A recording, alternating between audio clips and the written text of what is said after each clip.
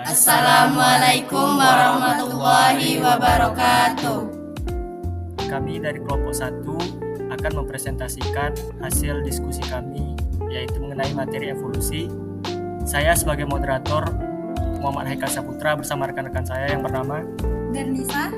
Saya Suci Ramadhani. Saya Nur Arifah Aini. Saya Arifah Hidayat. Evolusi adalah proses perubahan makhluk hidup yang berlangsung sedikit demi sedikit dan memakan waktu yang sangat lama. Evolusi menghasilkan perubahan bentuk menjadi lebih baik atau kompleks. Berdasarkan hasilnya, yang pertama yaitu evolusi progresif. Evolusi yang mengarah pada kemungkinan populasi suatu spesies dapat bertahan hidup. Contohnya manusia. Yang kedua, evolusi regresif merupakan evolusi yang mengarah pada kemungkinan populasi suatu spesies menjadi punah. Contohnya dinosaurus. Berdasarkan jumlah spesies, yang pertama evolusi divergensi. Evolusi yang diawali dari suatu spesies kemudian menghasilkan banyak spesies. Contohnya burung fish. Yang kedua, evolusi konvergensi. Evolusi yang diawali dari beberapa macam spesies kemudian mengalami penyusutan jumlah macam spesies. Contohnya reptil. Perbandingan pemikiran evolusi sebelum teori Darwin. Sebelum teori Charles Robert Darwin, sejak dulu para ilmuwan telah memiliki teorinya tentang evolusi. Yang pertama, ilmuwan Plato tahun 428 sampai 348 sebelum Masehi membayangkan penciptanya yang menciptakan dunia dari kehancuran, kemudian menciptakan para dewa yang akan membuat manusia dengan jenis kelamin laki-laki. Yang kedua, ilmuwan Aristoteles tahun 384 sampai 322 sebelum Masehi. Ia adalah murid dari ilmuwan Plato. Ia berpendapat bahwa yang menggolongkan semua organisme di dalam suatu skala alam dari yang sederhana hingga yang kompleks.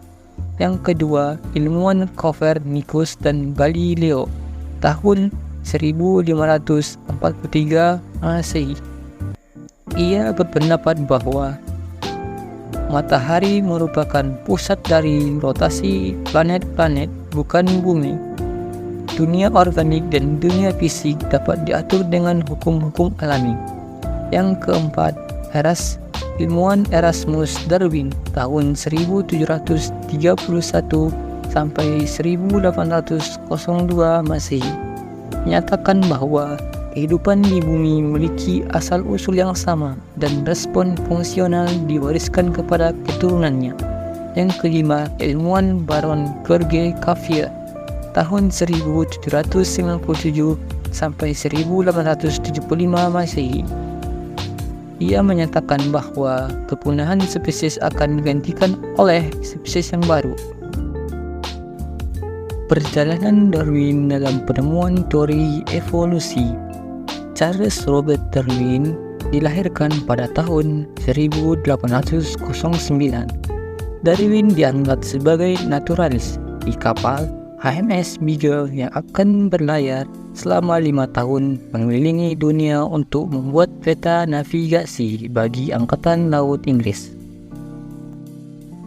Kapal Beagle singgah di Kepulauan Galapagos yang merupakan kepulauan gunung berapi yang berada di sekitar 900 km ke arah barat dari pantai Amerika Selatan. Di Kepulauan Galapagos, Darwin berhasil mengumpulkan 14 spesies burung finch. Burung tersebut agak mirip dengan burung yang ada di Amerika Selatan, tetapi merupakan spesies yang berbeda dan memiliki perbedaan pada bentuk paruhnya. Yang pertama, Biosfita magnirostiris adalah spesies finch yang hidup di tanah yang mempunyai paruh yang besar untuk memecahkan biji. Yang kedua, Camarhynchus parvulus adalah spesies finch pemakan serangga di pohon. Yang ketiga, Camarhynchus pallidus adalah spesies fins pemakai alat yang menggunakan duri kartus dan ranting kecil untuk menggorek rayap serangga di dalam kayu. Menurut Darwin, burung-burung fins yang ditemukan di Kepulauan Galapagos sebenarnya berasal dari Amerika Selatan. Burung-burung tersebut bermigrasi dan menyebar di berbagai daerah yang berbeda di Kepulauan Galapagos, lalu beradaptasi dan melakukan interhibridasasi atau saling kawin dengan sesamanya, dan menghasilkan variasi baru yang memungkinkan terbentuknya spesies baru. C. Teori evolusi Darwin, adaptasi dan seleksi alam. Darwin mendapatkan julukan sebagai Bapak Evolusi karena berhasil menemukan teori evolusinya. Teori evolusi Darwin tertuang di dalam bukunya yang berjudul On the Origin of Species by Means of Natural Selection, yang menyatakan bahwa asal mulai spesies yang terjadi melalui seleksi alam. Di dalam buku Darwin tersebut terdapat dua teori utama. Teori tersebut sebagai berikut. Teori pertama yang menyebutkan bahwa spesies-spesies yang hidup sekarang ini berasal dari spesies-spesies yang hidup pada masa lalu. Teori kedua menyebutkan bahwa evolusi terjadi karena seleksi alam atau seleksi alam merupakan penyebab evolusi adaptif.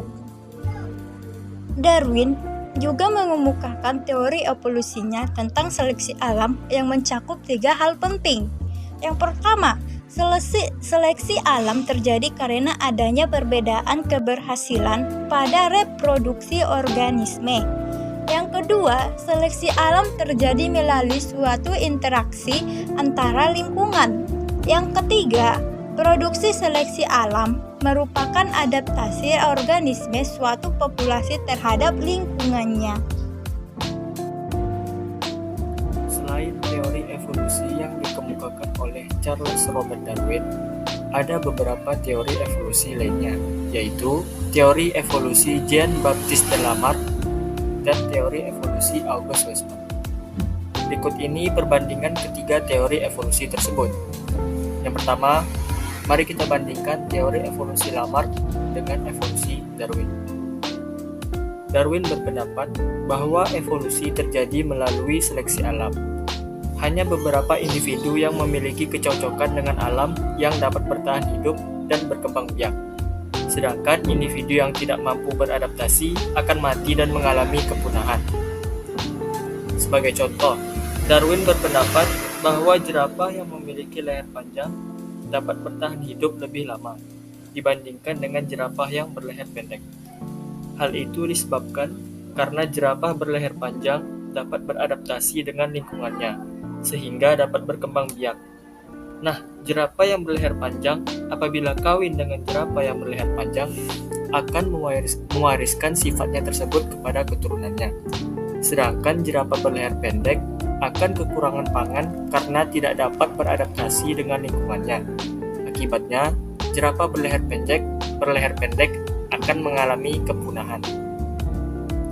Sementara itu, menurut Lamarck, evolusi terjadi karena makhluk hidup beradaptasi dengan lingkungannya dan menggunakan organ tubuhnya secara terus-menerus, sehingga organ tubuh tersebut mengalami perubahan. Contohnya, leher jerapah yang panjang disebabkan karena jerapah berleher pendek sering menggunakan lehernya untuk mencapai daun-daun yang tinggi, sehingga lehernya semakin panjang. Nah, sekarang kita masuk ke perbandingan teori evolusi selanjutnya, yaitu teori evolusi Weismann dan teori evolusi Darwin. Weismann berpendapat bahwa perubahan sel-sel tubuh akibat pengaruh lingkungan tidak akan diwariskan kepada keturunannya.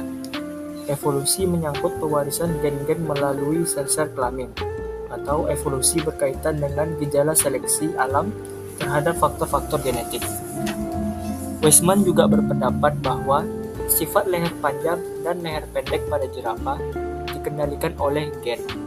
Gen untuk leher panjang bersifat dominan, sedangkan gen untuk leher pendek bersifat resesif. Oleh karena itu, jerapah berleher panjang merupakan keturunan yang bersifat homozigot dominan atau heterozigot.